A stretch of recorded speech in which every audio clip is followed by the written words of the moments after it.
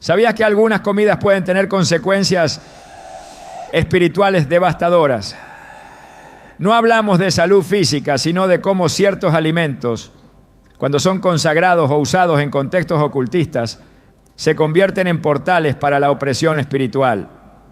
En 1 Corintios 10:20, Pablo advierte: antes digo que lo que los gentiles sacrifican, a los demonios los sacrifican, y no a Dios. Y no quiero que vosotros os hagáis partícipes con los demonios. Este versículo nos revela una verdad crucial. No todo lo que comemos es inofensivo espiritualmente. Hoy veremos cómo algunas comidas están siendo utilizadas como instrumentos para debilitar tu conexión con Dios. Te mostraremos cómo identificar estos alimentos, entender su trasfondo espiritual y tomar decisiones que protejan tu alma. Este no es un tema de superstición, sino de discernimiento. ¿Estás listo para entender lo que Dios tiene reservado para ti? Desde el principio de los tiempos, el enemigo ha intentado infiltrarse en las áreas más cotidianas de la vida humana para sembrar confusión, abrir puertas espirituales y, sobre todo, cortar la comunión entre el hombre y Dios. Y si hay una actividad que todos realizamos a diario, una acción tan normal que raramente cuestionamos, es la de comer. Lo hacemos por necesidad, por placer, por costumbre. Sin embargo, lo que pocos comprenden es que el acto de alimentarse tiene una dimensión espiritual profunda.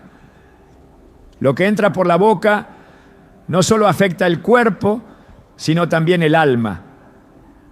Jesús lo dejó claro cuando dijo en Mateo 15:11, no lo que entra en la boca contamina al hombre, mas lo que sale de la boca, esto contamina al hombre.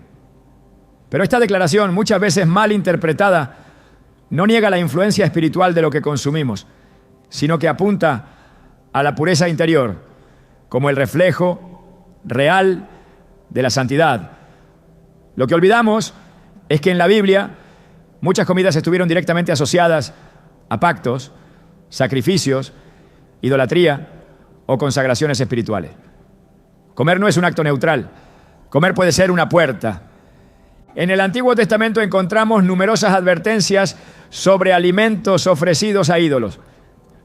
En Deuteronomio 32:17 se nos dice: sacrificaron a los demonios y no a Dios, a dioses que no habían conocido, nuevos, venidos de cerca, que no habían temido vuestros padres.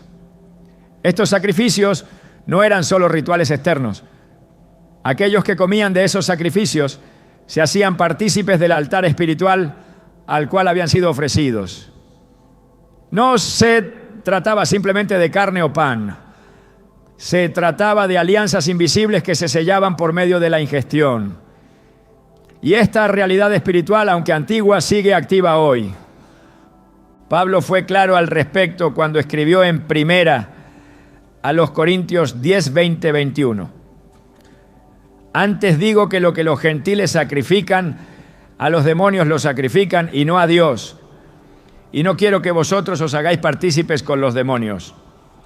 No podéis beber la copa del Señor y la copa de los demonios. No podéis participar de la mesa del Señor y de la mesa de los demonios. Esta palabra no era una hipérbole ni una advertencia simbólica. Pablo hablaba a una iglesia rodeada de prácticas paganas, de rituales donde se consagraban alimentos a entidades espirituales y luego se compartían en banquetes comunitarios. La advertencia no era sobre higiene ni sobre costumbres alimenticias, sino sobre contaminación espiritual. Comer lo ofrecido a ídolos era sentarse en la mesa de los demonios, entrar en comunión con fuerzas que no proceden de Dios. Y esto sigue sucediendo. Hoy en día, muchas comidas que consumimos con normalidad tienen orígenes y propósitos espirituales ocultos.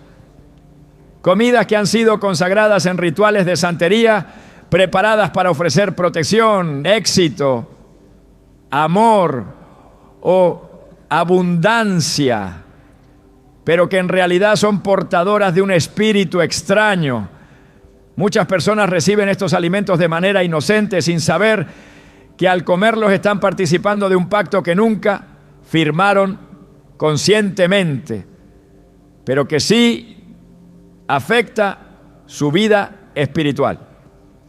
Hay testimonios de personas que después de comer cierto plato en una reunión familiar, comenzaron a experimentar pesadillas, ataques de ansiedad, una sensación de opresión espiritual o incluso enfermedades inexplicables.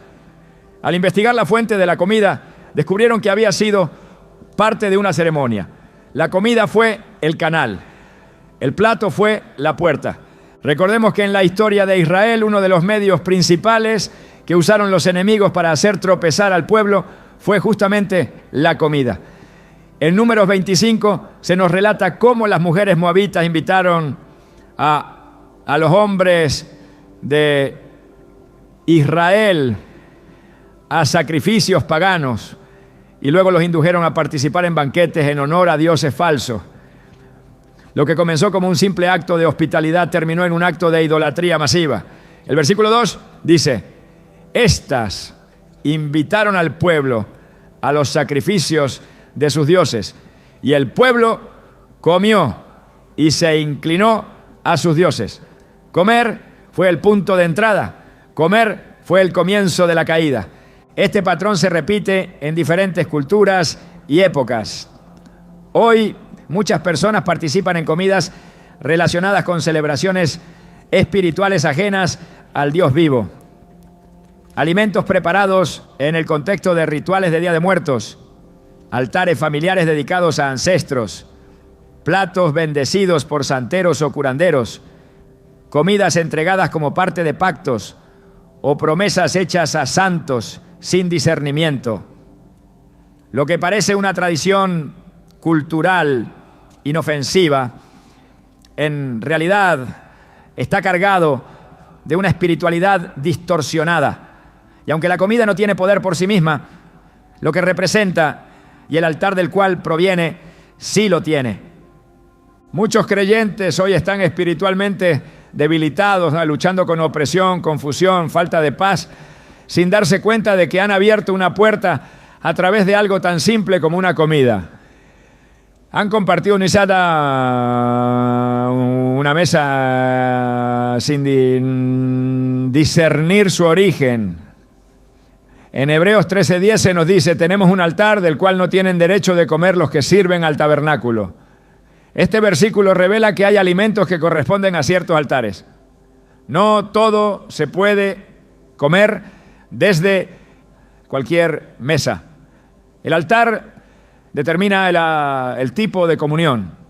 Si el alimento viene de un altar profano, contaminado, invocado con nombres ajenos al Dios verdadero, entonces su consumo puede traer consecuencias espirituales serias. No es superstición, es discernimiento. No se trata de vivir con paranoia, sino con sabiduría. Así como no dejarías entrar a cualquier persona en tu casa sin saber quién es o de dónde viene, tampoco deberías abrir tu cuerpo, que es templo del Espíritu Santo, a todo tipo de comida, especialmente si hay señales espirituales de su procedencia. El discernimiento espiritual es más necesario que nunca, porque estamos en una generación que ha normalizado la mezcla.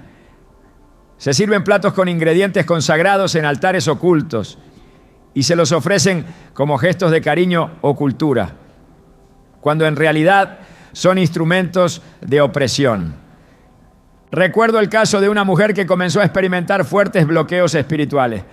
Sus oraciones no fluían, sentía una presión constante en el pecho. Su descanso nocturno se volvió perturbador. No había pecado consciente en su vida, pero algo había cambiado. Al buscar ayuda en consejería espiritual, el Espíritu Santo trajo revelación.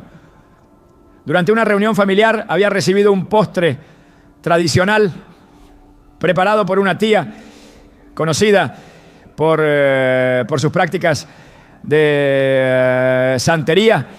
La comida había sido bendecida en un altar. Aunque ella no lo supo, en ese momento, al ingerirla, abrió una puerta espiritual.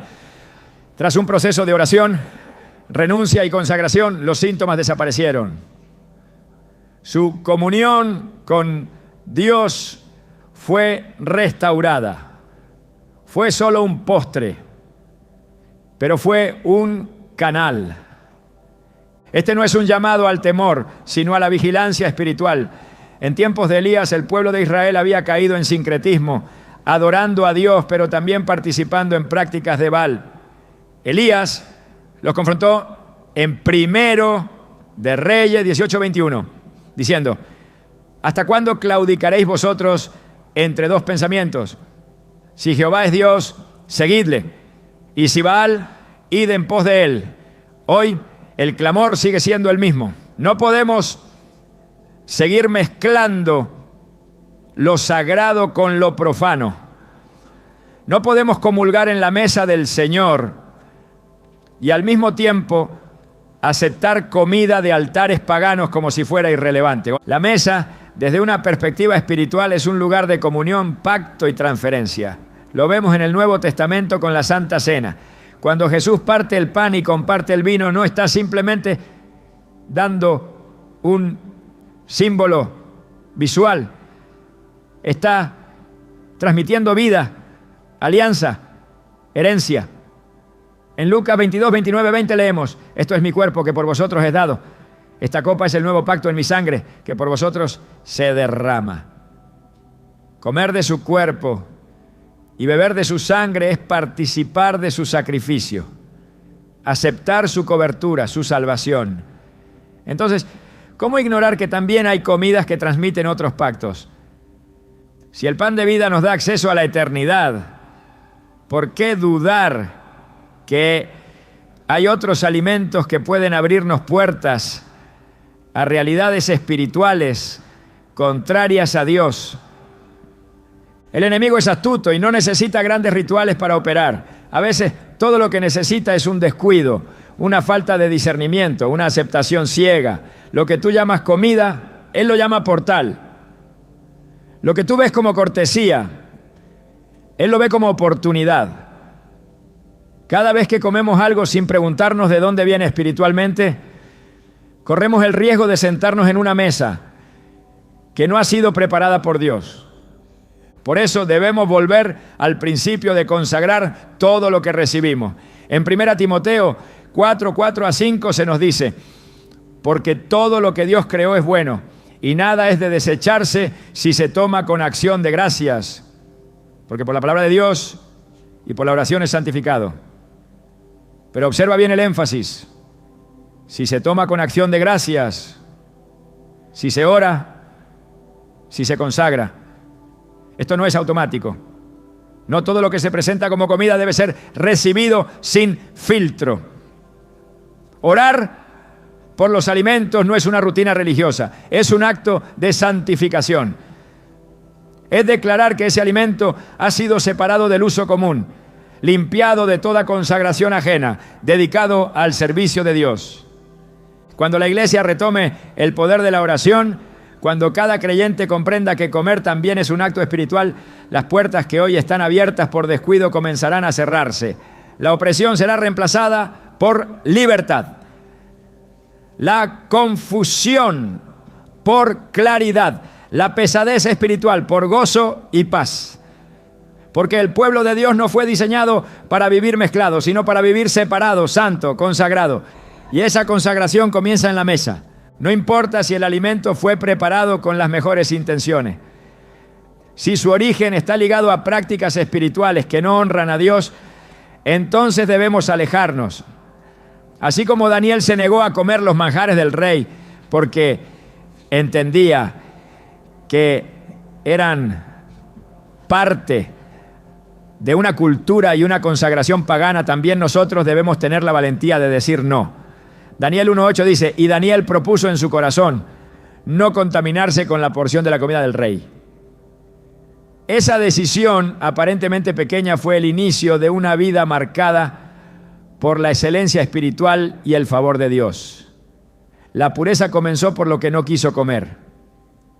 Hoy el Espíritu Santo nos llama a lo mismo, no a vivir bajo normas alimenticias, sino a vivir con discernimiento, no a juzgar a otros por lo que comen, sino a vigilar nuestra comunión, no a temer cada plato, sino a consagrar cada comida. Y si alguna vez recibiste alimentos cuyo origen ahora reconoces como contaminado, no temas. Hay perdón, hay liberación, hay restauración. Lo único que necesitas es orar, arrepentirte, renunciar a todo pacto involuntario y consagrarte nuevamente al único altar verdadero, el altar de Cristo. Porque en su mesa hay vida, hay verdad, hay plenitud. Y cuando comes de su pan, nada puede tocar tu alma. ¿Estás listo para mirar tu mesa con ojos espirituales? ¿Estás dispuesto a cerrar puertas que quizás nunca supiste que habías abierto? Esta es la hora de despertar, de limpiar tu altar personal y de comenzar una nueva etapa donde incluso lo que comes sea para la gloria de Dios. Porque si el enemigo ha usado la comida como arma, hoy Dios la usará como símbolo de restauración. La mesa volverá a ser sagrada y tú volverás a tener paz. Desde una perspectiva espiritual, pocas acciones cotidianas tienen un significado tan profundo y cargado de implicaciones como el acto de sentarse a la mesa. Comer no es solo satisfacer una necesidad biológica, es una forma de comunión. En toda la Escritura, la mesa representa un espacio donde se forjan pactos, se sellan alianzas y se manifiestan intenciones espirituales. En el antiguo Israel, cada altar implicaba una ofrenda y cada ofrenda tenía un propósito espiritual específico. Comer en este contexto era participar de ese propósito. No se trataba de alimentarse, se trataba de compartir la esencia del altar. Es por eso que cuando hablamos de comidas utilizadas para atacarte espiritualmente, debemos entender que no solo importa lo que se come, sino en qué mesa ha sido preparado ese alimento y bajo qué autoridad espiritual ha sido puesto. Desde el Génesis hasta el Apocalipsis, la mesa es una plataforma espiritual. En Éxodo, cuando Dios establece el tabernáculo, ordena la colocación de la mesa de los panes de la proposición. Esa mesa que debía estar permanentemente delante de su presencia, contenía panes que eran ofrecidos cada día como recordatorio de la provisión divina. No eran solo panes, eran señal de pacto, testimonio de comunión. Comer de ese pan era símbolo de pertenencia al pueblo apartado por Dios. Por el contrario, cuando el pueblo se desviaba y comenzaba a participar en banquetes ofrecidos a dioses paganos, la mesa se transformaba en altar de idolatría. En Números 25, la caída de Israel se selló precisamente en una comida. La mesa fue el puente hacia la rebelión espiritual. Comer fue participar. La mesa fue el altar. Cuando llegamos al Nuevo Testamento, el simbolismo se intensifica. Jesús, antes de ser entregado, decide reunirse con sus discípulos en la celebración de la Pascua. No fue un acto ceremonial vacío, fue una preparación espiritual. En esa última cena, Jesús parte el pan y lo llama su cuerpo. Levanta la copa y la llama su sangre. En ese momento establece el nuevo pacto. Lucas 22, 19 a 20 dice: esto es mi cuerpo, que por vosotros es dado. Haced esto en memoria de mí. Esta copa es el nuevo pacto en mi sangre, que por vosotros se derrama. La mesa no era un simple momento fraterno, era una proclamación del reino, una manifestación de redención, una transferencia de autoridad. Quien participaba de esa mesa entraba en una alianza espiritual que redefinía su identidad y destino. El apóstol Pablo entendió este principio con claridad. En su carta a los Corintios confrontó una práctica común entre los creyentes de aquella comunidad: participar de comidas consagradas a ídolos en banquetes públicos. Su respuesta fue contundente. En 1 Corintios 10:21 afirmó: no podéis beber la copa del Señor y la copa de los demonios. No podéis participar de la mesa del Señor y de la mesa de los demonios. Esta declaración revela una verdad espiritual de peso eterno. Cada mesa tiene un dueño. Cada banquete tiene una cobertura espiritual. Comer en una mesa consagrada a ídolos no es simplemente una cuestión cultural o de cortesía. Es una transacción espiritual que implica comunión con lo que esa mesa representa. Pablo no lo presenta como una simple advertencia, sino como una imposibilidad teológica. No se puede pertenecer al altar de Cristo y al mismo tiempo participar del altar de demonios. Es uno u otro, luz u oscuridad, comunión o contaminación. Este principio es aún más urgente en el tiempo presente. Vivimos en una época donde la mezcla se ha normalizado. Se presentan mesas como espacios de inclusión, de tradición, de costumbre, sin discernir que muchas de ellas están espiritualmente activas con propósitos contrarios a la voluntad de Dios. Se bendicen alimentos invocando nombres ajenos al Altísimo. Se preparan platillos con rituales que involucran palabras, símbolos y elementos ofrecidos a potestades. Se sirven mesas donde se honra a muertos, espíritus ancestrales o deidades territoriales. Y el creyente, si no tiene discernimiento, puede sentarse en esas mesas sin comprender que está cediendo terreno espiritual. No es solo una comida, es una alianza. En el Antiguo Testamento los profetas constantemente denunciaron esta mezcla. Isaías en su capítulo 65 advierte sobre quienes preparan mesa para la tropa y vierten libaciones para el Dios del destino. Estas prácticas eran comunes y Dios las aborrecía. Preparar una mesa para otro Dios era señal de traición espiritual. Participar de ella era rechazar el pacto con Jehová. Dios no compartía su gloria ni su altar. Él no aceptaba un corazón dividido. La santidad de su pueblo debía reflejarse en cada aspecto de la vida, incluyendo la mesa. Por eso, en Levítico encontramos leyes precisas no solo sobre qué comer, sino también sobre cómo y con quién compartir los alimentos. Todo estaba orientado a mantener la pureza del pacto. Hoy no vivimos bajo las leyes ceremoniales del antiguo pacto, pero el principio espiritual sigue vigente. La mesa sigue siendo altar. La comida sigue siendo acto espiritual. Y el enemigo, sabiendo esto, ha hecho de la comida una herramienta para establecer comunión con su reino.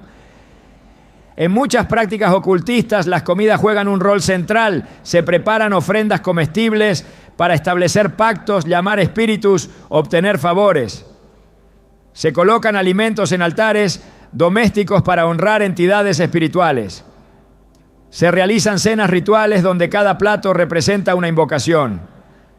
La intención no está en la comida, sino en la mesa. Lo que se transfiere no es el sabor, sino la comunión espiritual que esa mesa representa. Por eso es imprescindible entender que no toda mesa es compatible con la mesa del Señor. No toda invitación es inofensiva. No toda comida debe ser aceptada sin discernimiento. En Hebreos 13:10, el autor declara: tenemos un altar del cual no tienen derecho de comer los que sirven al tabernáculo. Esta afirmación no solo establece separación, sino exclusividad. Hay un altar reservado para el pueblo del pacto. Y participar de él requiere pureza, santidad, discernimiento. No se trata de legalismo, se trata de fidelidad espiritual. Comer en el altar correcto es parte de vivir bajo la cobertura del pacto eterno. Jesús mismo, cuando confrontaba a los religiosos de su tiempo, no los acusaba solo por su doctrina, sino también por sus actos externos que revelaban una falta de integridad espiritual. En Mateo 23:25 les dijo: ¡ay de vosotros, escribas y fariseos, hipócritas! Porque limpiáis lo de fuera del vaso y del plato, pero por dentro estáis llenos de robo y de injusticia. La comida no era el problema era el corazón detrás del acto. La mesa no era santa solo por su apariencia, sino por su consagración. Este principio nos lleva a una reflexión profunda sobre nuestras propias mesas. ¿Quién las preside? ¿Quién las consagra? ¿Qué tipo de comunión ocurre cada vez que comemos? La Escritura nos muestra que incluso el cielo se representa como un banquete. En Apocalipsis 19:9 se menciona: bienaventurados los que son llamados a la cena de las bodas del Cordero. Esta es una imagen gloriosa, una fiesta espiritual, donde la mesa es presidida por Cristo mismo. Cada vez que nos sentamos a comer, estamos ensayando ese día. Pero si nuestra mesa está consagrada a otros propósitos, si nuestra comida está ligada a otras autoridades espirituales, entonces estamos ensayando un banquete equivocado. Nos estamos preparando para una comunión contraria a la del reino. En este contexto, la oración por los alimentos no debe ser una costumbre vacía. Debe ser una declaración espiritual, debe ser un acto de consagración real. No oramos por cortesía, oramos por santificación. En 1 Timoteo 4:4-5 se afirma: porque todo lo que Dios creó es bueno y nada es de desecharse si se toma con acción de gracias, porque por la palabra de Dios y por la oración es santificado. El alimento puede ser limpiado si está bajo el dominio de Dios, pero si ha sido preparado en un altar extraño, si ha sido ofrecido con intenciones contrarias al reino, no puede ser asumido con ligereza. La oración no anula pactos previos si no hay discernimiento, renuncia y consagración real. Por eso es esencial que el creyente no solo ore, sino que discierna. No basta con rechazar lo abiertamente maligno. Es necesario discernir lo que se presenta como neutral, pero tiene origen espiritual contaminado. El enemigo rara vez se manifiesta con evidencias explícitas. Su estrategia más efectiva es el disfraz.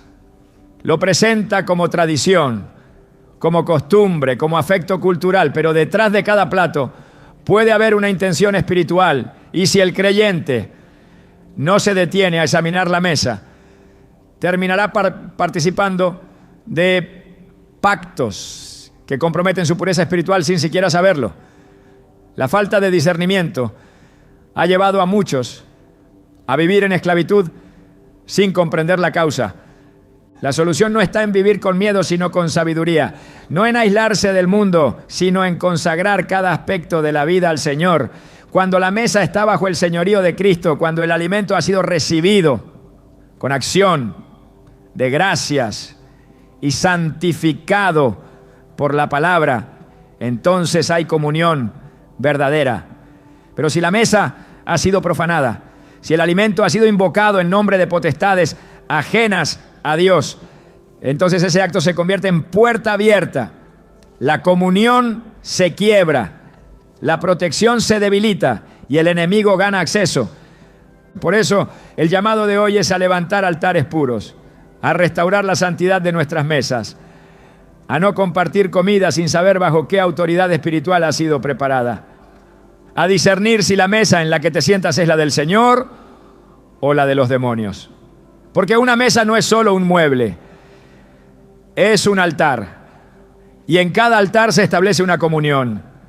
Comer no es solo ingerir, es participar. Y en el mundo espiritual, lo que participas determina a quién perteneces. Este es el tiempo de volver al diseño original, de examinar cada aspecto de nuestra vida a la luz de la verdad, de entender que hasta lo más simple puede ser una llave que abre o cierra dimensiones espirituales. No se trata de rechazar la comida, se trata de santificar la mesa. No se trata de temor, se trata de fidelidad. Y en esa fidelidad encontramos cobertura, claridad, autoridad y comunión verdadera con aquel que nos llamó a vivir separados para Él. Porque su mesa no solo alimenta el cuerpo, alimenta el alma. Y todo lo que proviene de ella está cargado de vida eterna.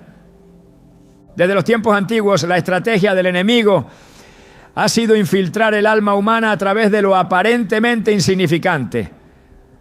En su astucia, ha sabido ocultarse en lo cotidiano, en aquello que parece inofensivo, en lo que no despierta sospechas.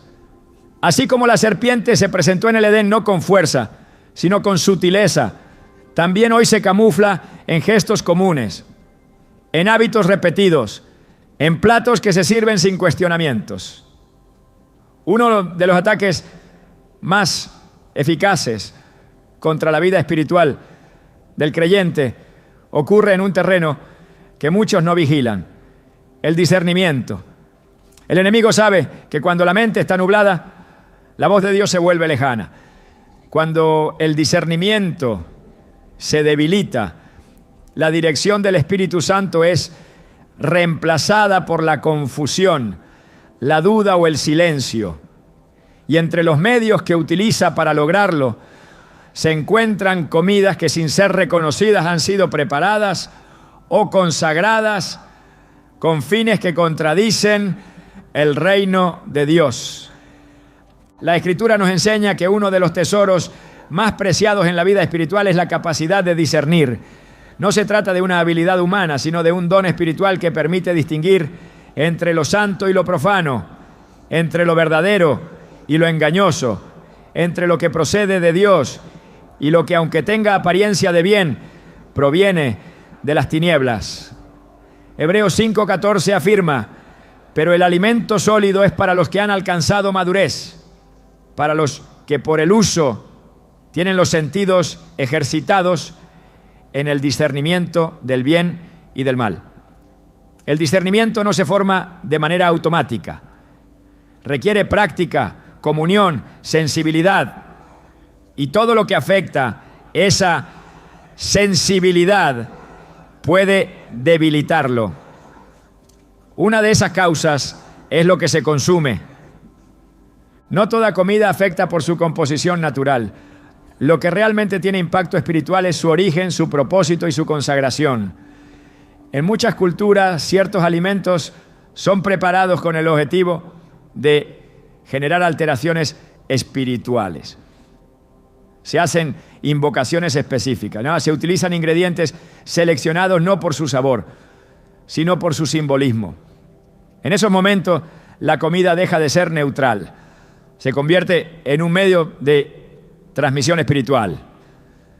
Cuando alguien la consume, recibe no solo nutrientes, sino también una influencia que opera en lo invisible. Esa influencia puede embotar los sentidos del espíritu, confundir la percepción, alterar la paz interior y bloquear la comunión con Dios.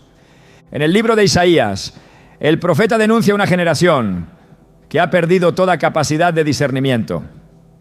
Isaías 5:20 a 21 declara: ay de los que a lo malo dicen bueno y a lo bueno malo, que hacen de la luz tinieblas y de las tinieblas luz, que ponen lo amargo por dulce y lo dulce por amargo. Ay de los sabios en sus propios ojos y de los que son prudentes delante de sí mismos. Esta pérdida de claridad no surge de la noche a la mañana. Es el resultado de una acumulación de decisiones, de exposiciones repetidas a lo profano, de puertas abiertas por medio de actos ignorados. Uno de esos actos es el consumo habitual de alimentos contaminados espiritualmente, no por su sabor, sino por su origen. En el plano espiritual, la comida tiene el poder de sellar pactos, de transferir estados, de influir en la sensibilidad del alma. La Biblia no lo oculta. En Génesis 3, la caída del hombre comienza con un acto de alimentación. La mujer vio que el fruto era agradable a los ojos, deseable para alcanzar sabiduría, y comió. Ese acto cambió su percepción, no solo física, sino espiritual. Después de comer, sus ojos se abrieron, pero no para ver con claridad, sino para experimentar vergüenza. El discernimiento fue sustituido por la confusión. El pecado entró por medio de una comida. Lo que se consume afecta lo que se percibe. Hay comidas que han sido consagradas con el objetivo de sedar el alma. El enemigo no necesita ataques frontales cuando puede operar a través de lo sutil. Una comida ofrecida en honor a espíritus ajenos, aunque sea presentada como cortesía, puede traer confusión espiritual. Los sueños se vuelven turbios, las oraciones se sienten estancadas, la conciencia se vuelve borrosa. En lugar de claridad, viene pesadez. En lugar de paz, se instala una tensión inexplicable. En lugar de dirección, aparece el desánimo. No hay pecado manifiesto, no hay rebeldía abierta, pero algo se ha desplazado en el interior. El Espíritu Santo ya no fluye con la misma libertad. El alma ya no discierne con la misma precisión. Esa pérdida de agudeza espiritual muchas veces tiene una raíz no reconocida, una comida contaminada. En el Antiguo Testamento Dios estableció leyes alimentarias que no solo respondían a razones sanitarias, sino también a una lógica de separación espiritual. El pueblo de Israel debía distinguirse incluso en lo que comía. No todo era permitido, no todo era puro, no todo era aceptable. Esta separación no buscaba imponer cargas innecesarias, sino enseñar el principio de santidad. Levítico 11:45 dice: porque yo soy Jehová, que os hago subir de la tierra de Egipto para ser vuestro Dios. Seréis pues santos, porque yo soy santo. Esa santidad debía reflejarse en cada aspecto de la vida, incluyendo lo que se ingería. En el Nuevo Testamento, aunque se anula la obligación ceremonial de esas leyes, el principio espiritual permanece. Todo lo que el creyente consume debe ser consagrado y discernido. No se trata de legalismo, se trata de mantener intacta la comunión con Dios.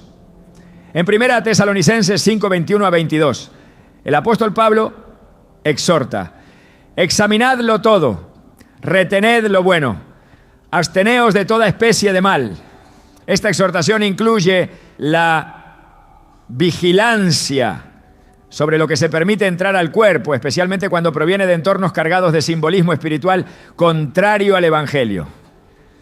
Comer sin discernimiento es participar sin vigilancia. Participar sin vigilancia es abrir puertas sin saber a dónde conducen. Una de las maneras más claras en que el enemigo debilita el discernimiento es mediante la repetición de actos aparentemente inocentes.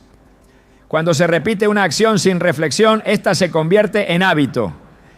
Y un hábito sin discernimiento es un terreno fértil para el adormecimiento espiritual.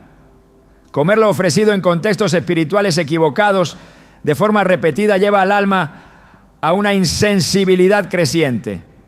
Lo que antes despertaba alerta, ahora se acepta como normal. Lo que antes generaba incomodidad, ahora se tolera. El alma se adormece, el espíritu se apaga, el discernimiento se pierde y el enemigo gana terreno sin resistencia. En Romanos 12:2, el apóstol Pablo declara: no os conforméis a este siglo, sino transformaos por medio de la renovación de vuestro entendimiento, para que comprobéis cuál sea la buena voluntad de Dios, agradable y perfecta. Esta renovación no ocurre en un vacío. Requiere un entorno que no esté contaminado por elementos que distorsionen la percepción espiritual. Una alimentación espiritualmente limpia es parte de esa renovación, porque lo que se consume afecta el cuerpo, y el cuerpo es templo del Espíritu Santo. Si el templo está contaminado, el entendimiento se debilita.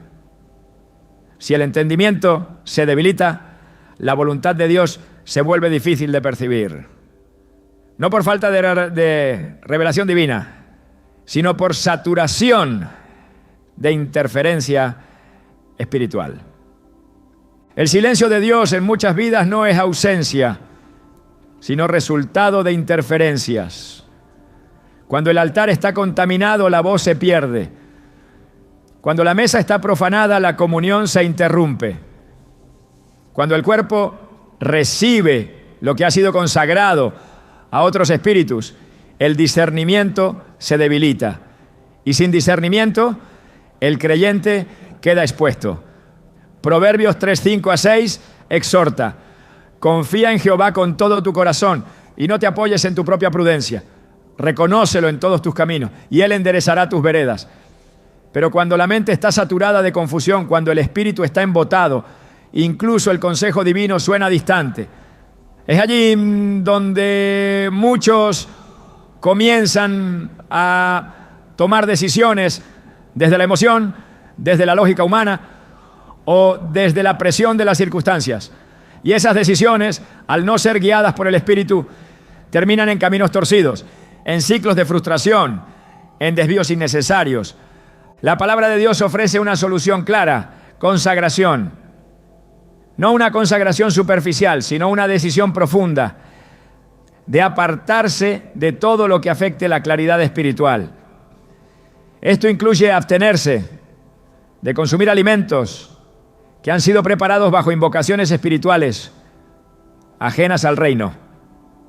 Incluye también la práctica constante de la oración antes de cada comida, no como un acto mecánico, sino como una declaración de separación, de santificación, de dominio espiritual.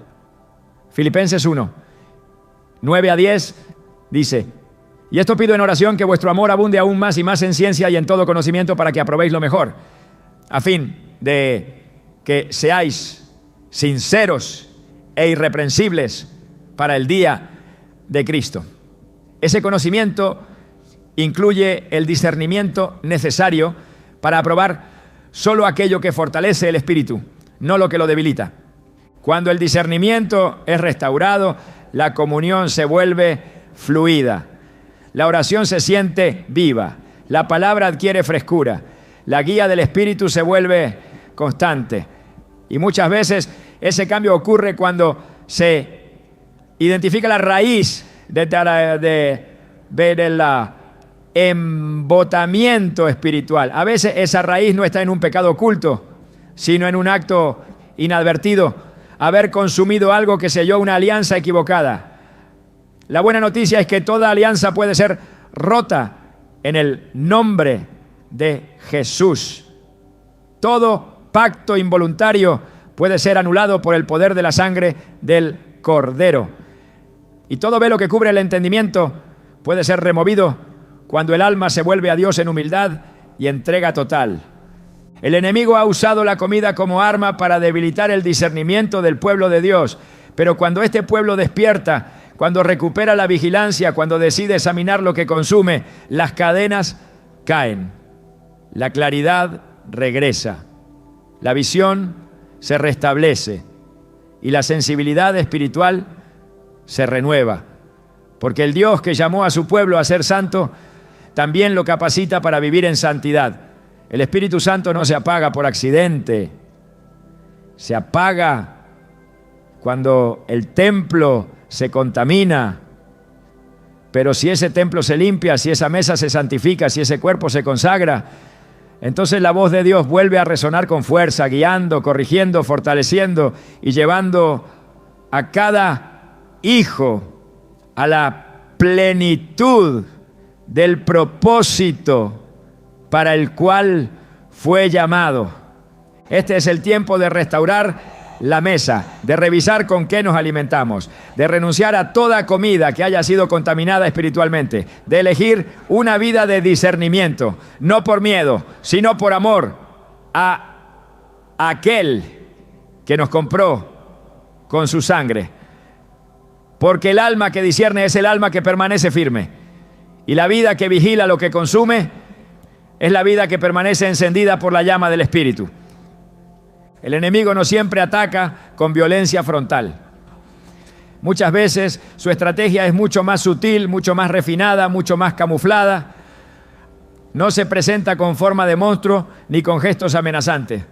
sino que se esconde detrás de lo común, lo cultural, lo tradicional, lo aparentemente inofensivo. En esa sutileza se encuentra el verdadero peligro. Porque mientras el creyente baja la guardia por creer que todo está bajo control, se abren puertas que afectan la dimensión espiritual sin que haya conciencia de ello. Dentro de estas estrategias, una de las más efectivas ha sido siempre disfrazar lo profano con apariencia de afecto, lo oscuro con forma de costumbre, lo consagrado a las tinieblas con el disfraz de lo familiar. Comidas presentadas como gestos de amor, ofrendas que no parecen tales, mesas que no se identifican como altares, pero que en el mundo espiritual tienen una carga densa y peligrosa. La Escritura lo revela una y otra vez. Satanás no se disfraza de amenaza, sino de ángel de luz. Pablo lo declara en 2 Corintios 11:14. Y no es maravilla, porque el mismo Satanás se disfraza como ángel de luz. Este disfraz puede adoptar muchas formas, pero en el contexto que estamos abordando, una de las más frecuentes es la comida. No hablamos de lo que está visiblemente contaminado o claramente relacionado con prácticas espirituales contrarias a Dios, sino de aquello que ha sido revestido de afecto, de tradición, de celebración, de empatía. Ofrecer comida es una de las formas más comunes de mostrar cercanía, de establecer vínculos, de compartir. Pero cuando esa comida ha sido utilizada como ofrenda, cuando ha sido consagrada a una entidad espiritual, cuando ha sido colocada en un altar pagano, entonces su función cambia completamente. Lo que parece un acto de hospitalidad se transforma en un canal de transferencia espiritual. Esto ocurre con más frecuencia de lo que se cree. En muchas culturas se preparan alimentos con intención espiritual, aunque quienes los reciben no lo sepan. Se cocinan platos específicos durante fechas marcadas por celebraciones espirituales ajenas al Evangelio. Se colocan alimentos en altares familiares donde se rinde culto a los muertos, a los espíritus ancestrales, a entidades regionales que, aunque hayan sido incorporadas como parte del folclore, no son más que manifestaciones demoníacas. En esos contextos la comida deja de ser neutral, se convierte en una extensión del altar, y cuando alguien la recibe sin discernimiento, está recibiendo más que un gesto. Está participando de una comunión espiritual con aquello que ha sido invocado o adorado a través de ese acto. La palabra es clara en cuanto a los peligros de esta participación. En Deuteronomio 32:38, Dios confronta al pueblo diciendo: ¿dónde están sus dioses? La roca en quien se refugiaron, los que comían la grosura de sus sacrificios y bebían el vino de sus libaciones. Que se levanten y los ayuden, que les sirvan de refugio. Esta declaración no es simbólica, es literal. Comer de los sacrificios ajenos era volverse cómplice de su adoración. Era decir con el acto lo que no se decía con las palabras. Era establecer una relación espiritual con aquello a lo que se ofreció el alimento. En el mundo visible todo parece inocente, pero en el mundo invisible cada acción tiene una resonancia. Participar de una comida que ha sido ofrecida a los muertos o a los ídolos es aceptar una alianza espiritual que no honra al Dios verdadero. Y en esa alianza se pierde autoridad. Se contamina el altar personal. Se debilita el discernimiento y se compromete la cobertura espiritual. El profeta Oseas, al denunciar la corrupción espiritual de Israel, conecta directamente la idolatría con la comida. En Oseas 9:4 dice: no derramarán vino a Jehová, ni serán gratos sus sacrificios. Pan de enlutados les será como su pan. Todos los que coman de él serán inmundos, porque su pan será para sí mismos. No entrará en la casa de Jehová aquí. El pan es visto como algo contaminado, no por su ingrediente, sino por su propósito. No fue preparado para honrar a Dios. Y por eso no puede ser ofrecido en su casa, no puede ser recibido como bendición. La intención contamina el acto. La motivación espiritual detrás de la comida afecta su impacto. No todo pan alimenta. Hay pan que aleja, hay pan que mancha, hay pan que impide el acceso a la presencia. Por eso el creyente no puede comer sin discernir. No puede sentarse a cualquier mesa con los ojos cerrados. No puede aceptar toda invitación sin preguntar por el altar del cual proviene. Porque no se trata solo de lo que sobre lo que se come, sino del espíritu que ha sido invocado sobre ese alimento. Muchas comidas vienen marcadas por palabras, por rituales, por consagraciones ocultas. Y aunque se presente con apariencia de cortesía, tienen un origen profano. El engaño no está en el sabor, está en la intención, está en lo que no se ve, está en lo que ha sido sellado espiritualmente. El mismo principio se repite en el Nuevo Testamento. En 1 Corintios 10, 27 a 28, Pablo escribe: si algún incrédulo os invita y queréis ir, de todo lo que se os ponga delante, comed, sin preguntar nada, por motivos de conciencia. Pero si alguien os dijere: esto fue sacrificado a los ídolos, no lo comáis, por causa de aquel que lo declaró y por motivos de conciencia. Esta instrucción revela que el problema no está en el imet, el alimento en sí, sino en su consagración. Cuando se sabe que ha sido sacrificado a ídolos, el mandato es claro: no lo comas, no participes. No entres en comunión con esa realidad espiritual, aunque parezca una comida cualquiera. El hecho de que ha sido ofrecida a otra entidad cambia completamente su naturaleza espiritual. En el mundo moderno, muchas de estas prácticas se mantienen, aunque con otros nombres y otros rostros. Las comidas en altares domésticos, los platos preparados para rituales de sanación, las ofrendas colocadas en cementerios, los alimentos bendecidos por manos ajenas al Espíritu de Dios, son parte del mismo patrón. Son comidas disfrazadas, son ofrendas ocultas, son transacciones espirituales camufladas en forma de celebración, de tradición, de costumbre. Y quien no discierne termina abriendo puertas por ignorancia, cediendo terreno por descuido, perdiendo paz por falta de vigilancia. La Escritura es reiterativa al advertir sobre el peligro de mezclar lo santo con lo profano. En Ezequiel 22, 26 el Señor declara: sus sacerdotes violaron mi ley y contaminaron mis cosas santas. Entre lo santo y lo profano no hicieron diferencia, ni distinguieron entre lo limpio y lo no limpio. Esta falta de discernimiento no solo es una falta leve, es una transgresión grave, es una violación del orden espiritual, es una negación del principio de separación que caracteriza a un pueblo apartado para Dios. Comer lo que ha sido consagrado a otro espíritu es confundir el altar, es profanar la mesa, es negar con los hechos la santidad que se profesa con los labios.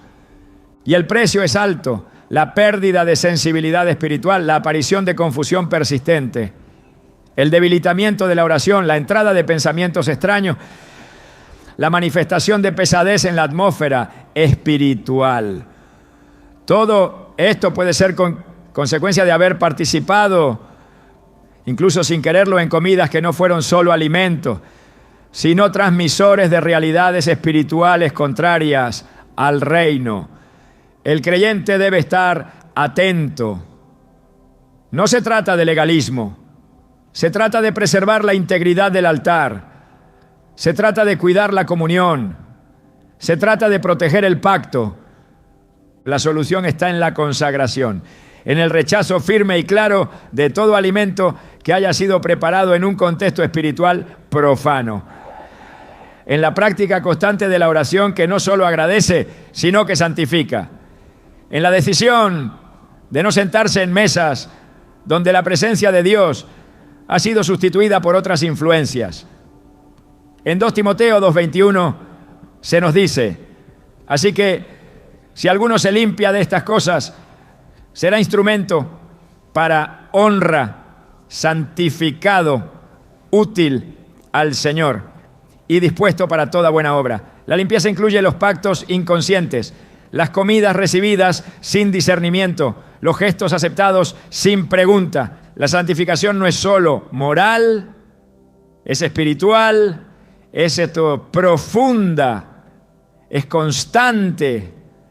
El enemigo no necesita abrir portales con estruendo, le basta con una mesa disfrazada, con un plato adornado, con una intención oculta. Pero el creyente que ha sido llamado a vivir en luz tiene la responsabilidad de examinar todo a la luz del Espíritu. No todo lo que se ofrece debe ser recibido. No toda invitación es inofensiva. No toda comida es pan. Hay panes consagrados a la muerte. Hay dulzuras que en el Espíritu son amargas. Hay gestos que en lo invisible son trampas. Y quien ha sido apartado para Dios no puede caer en esos lazos. Este es el tiempo de afinar el discernimiento, de abrir los ojos espirituales, de renunciar a toda comunión inconsciente con mesas ajenas al reino, de consagrar no solo el alma, sino también la mesa, porque en la pureza del altar se fortalece la comunión y en la vigilancia sobre lo que se consume se preserva la cobertura espiritual. Dios no comparte su altar con nadie, y aquel que ha sido invitado a su mesa no debe volver a sentarse en mesas disfrazadas de afecto, pero consagradas a las tinieblas. Comer es un acto espiritual. La mesa es un altar. El pan es comunión. Y solo en el altar de Cristo hay alimento verdadero que fortalece, santifica y sostiene al alma. El placer por la comida no es un pecado en sí mismo. Dios creó los sabores, los aromas, los frutos de la tierra para el deleite humano. En el Edén la abundancia no era solo funcional, era también deleitosa. El problema comienza cuando ese placer se convierte en una puerta descontrolada, cuando el deseo de satisfacción inmediata supera la obediencia y lo que fue diseñado para alimentar comienza a dominar. El enemigo, sabiendo esto, ha utilizado la comida como un medio para esclavizar, distorsionar, desviar. Porque donde hay exceso, hay vulnerabilidad. Donde el apetito manda, la voluntad se debilita. Y donde no hay dominio propio, hay terreno fértil para la opresión espiritual. En Filipenses 3:19, el apóstol Pablo habla de aquellos cuyo Dios es el vientre y cuya gloria es su vergüenza, que piensan solo en lo terrenal. Esta advertencia no va dirigida a los incrédulos, sino a aquellos que, conociendo la verdad, han permitido que los placeres físicos desplacen la supremacía de lo espiritual. El vientre, como símbolo del deseo desordenado, se transforma en ídolo. Y todo ídolo reclama adoración. En este contexto, la comida se convierte en mucho más que alimento. Se transforma en un sustituto, en una distracción, en una forma de consuelo que reemplaza la dependencia de Dios.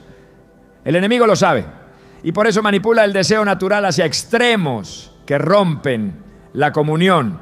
La gula no es solo un exceso alimenticio, es una señal de vacío interior. Es la búsqueda desesperada de llenura sin recurrir a la fuente verdadera. Y ese patrón se repite silenciosamente en muchos, no solo en quienes comen mucho, sino en quienes buscan en la comida lo que deberían buscar en la oración, en la palabra, en la presencia de Dios. En este escenario, el enemigo introduce alimentos consagrados a sus fines, cubiertos de atracción, adictivos, no solo en sabor, sino en su carga espiritual. Platos que no solo buscan satisfacer, sino atar. Alimentos preparados con la intención de seducir el alma, de nublar el entendimiento, de crear hábitos que ahogan la sensibilidad espiritual. Porque mientras más se sacia el cuerpo con lo prohibido, más se apaga la voz del espíritu. En Proverbios 23, 20, 21 se exhorta: no estés con los bebedores de vino ni con los comilones de carne, porque el bebedor y el comilón empobrecerán y el sueño hará vestir vestidos rotos. Esta pobreza no es solo económica, es espiritual. El exceso roba claridad, debilita la oración, rompe la disciplina, fragmenta la voluntad. Comer sin dominio es vivir sin armadura. Y quien vive sin armadura está expuesto al ataque constante. El enemigo no necesita grandes portales cuando tiene acceso diario a través de una debilidad no confrontada. Por eso, quien quiere mantenerse firme debe mirar su mesa con discernimiento, porque lo que parece deseo puede ser un yugo. Y lo que se tolera en lo físico puede esclavizar en lo espiritual. El alma no se fortalece solo con lo que evita, sino con lo que escoge abrazar. Así como hay comidas que contaminan, también hay alimento que vivifica, que limpia, que renueva desde lo profundo. La Escritura no deja espacio para la neutralidad. Si el enemigo tiene mesas que debilitan, Dios ha dispuesto un banquete que edifica. En Juan 6:35 Jesús declara: yo soy el pan de vida. El que a mí viene nunca tendrá hambre. Y el que en mí cree no tendrá sed jamás. No se trata de una metáfora vacía, se trata de una afirmación absoluta sobre la única comida que no solo sacia, sino que transforma la esencia de quien la recibe. Ese pan no está compuesto por harina ni fermento. Es la presencia viva de Cristo en el interior del creyente. Es la palabra revelada que alimenta el espíritu. Es la obediencia que madura el carácter. Cada vez que el alma decide alimentarse de lo eterno, se hace más fuerte ante lo que antes la doblegaba. Mientras la comida consagrada a ídolos apaga la voz del espíritu, el alimento que viene de Dios la afina, la despierta, la amplifica. Por eso Jesús, al ser tentado en el desierto, respondió con autoridad en Mateo 4:4. No solo de pan vivirá el hombre, sino de toda palabra que sale de la boca de Dios. Esta es la base sobre la cual se construye una vida inmune a las trampas espirituales que se presentan en forma de alimentos contaminados. El creyente no ha sido llamado a una dieta física, sino a una dieta espiritual. Lo que sostiene al hombre interior no es lo que entra por la boca, sino lo que es recibido en el corazón por medio de la verdad. El alimento espiritual no tiene apariencia, pero tiene efecto. Transforma la forma de pensar, de hablar, de reaccionar. Llena los vacíos que la comida terrenal no puede llenar. Fortalece el discernimiento, agudiza la visión, renueva el deseo de santidad. Esa comida viene del altar celestial y solo quienes renuncian a las mesas del mundo pueden sentarse a recibirla. En Apocalipsis 3:20 el Señor expresa una invitación poderosa. He aquí, yo estoy a la puerta y llamo. Si alguno oye mi voz y abre la puerta, entraré a él y cenaré con él y él conmigo. El acto de cenar con Cristo no es simbólico, es espiritual, es pacto, es comunión íntima, es transferencia de vida, de propósito, de dirección. Allí no hay manipulación, no hay oscuridad, no hay ataduras escondidas, solo verdad, solo luz, solo alimento puro. En ese banquete el alma se alinea con el cielo y recupera su fuerza original. En esa mesa toda confusión desaparece y toda carga es reemplazada por paz. Comer de ese pan es decir sí a la voluntad de Dios. Es cerrar la puerta a la manipulación espiritual y abrirla a la vida abundante que solo Él puede ofrecer. El alma que ha sido despertada no vuelve jamás a dormir con la misma tranquilidad. Cuando la luz de la verdad irrumpe en lo cotidiano, lo que antes parecía inofensivo revela su verdadero rostro. Comprender que hay comidas usadas como instrumentos de ataque espiritual no es solo un conocimiento que informa, es una revelación que transforma. Después de abrir los ojos a esta dimensión, el creyente ya no puede mirar su mesa de la misma manera, ni acercarse a los alimentos sin una conciencia espiritual activa. Pero esta conclusión no es solo un llamado a evitar lo contaminado, es una invitación a recuperar el gobierno espiritual que muchos han perdido sin saberlo. La estrategia del enemigo ha sido siempre la misma: desactivar el discernimiento, debilitar la voluntad y cortar el flujo de autoridad que emana de una vida consagrada. Y lo ha hecho muchas veces sin enfrentamientos violentos, sin señales evidentes, sino a través de actos tan simples como una comida compartida sin discernimiento. Cuando el creyente no ejerce dominio sobre lo que consume, sobre lo que acepta, sobre lo que pone en su cuerpo, entonces cede autoridad sobre áreas que deben permanecer bajo la cobertura de Dios. Esta pérdida es progresiva, casi imperceptible, pero profunda. Poco a poco se debilita la firmeza espiritual, se enfría la oración, se oscurece la visión interior. Sin saber cómo, muchos terminan luchando contra una niebla espiritual persistente. Y es ahí donde se revela lo esencial. No se trata solo de qué alimentos evitar, sino de desde dónde estamos viviendo, con qué conciencia, bajo qué autoridad. Esta verdad lleva a una conclusión ineludible. Cada acto del creyente es una expresión de reino. Comer no es un acto neutro, es una afirmación de pertenencia. Cada vez que decides que entra a tu cuerpo, estás decidiendo también a qué altar te alineas, a qué mesa perteneces y a qué voz estás abriendo espacio en tu interior. No es temor lo que debe guiarte, sino propósito. No es obsesión con lo oculto, sino pasión por lo sagrado. La solución no está en volverse legalista ni en vivir con paranoia espiritual. La solución está en recuperar el gobierno, en volver al principio donde todo acto del cuerpo responde a una intención del espíritu, donde el creyente no solo rechaza lo impuro, sino que establece territorio, declara autoridad, afirma el dominio del reino, incluso en lo más cotidiano.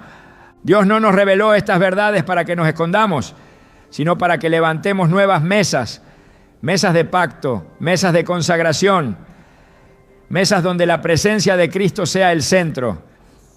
Porque así como hay comidas que contaminan, también hay mesas donde se libera vida, sanidad, claridad, y son esas las que debemos restaurar.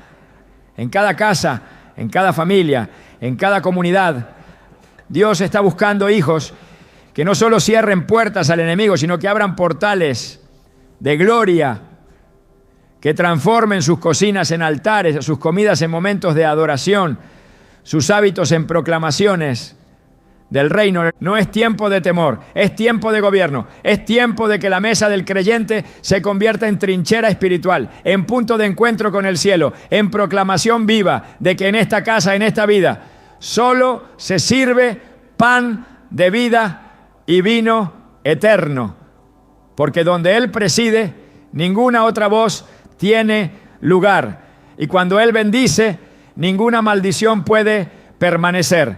Esa es la victoria que hoy se activa en ti.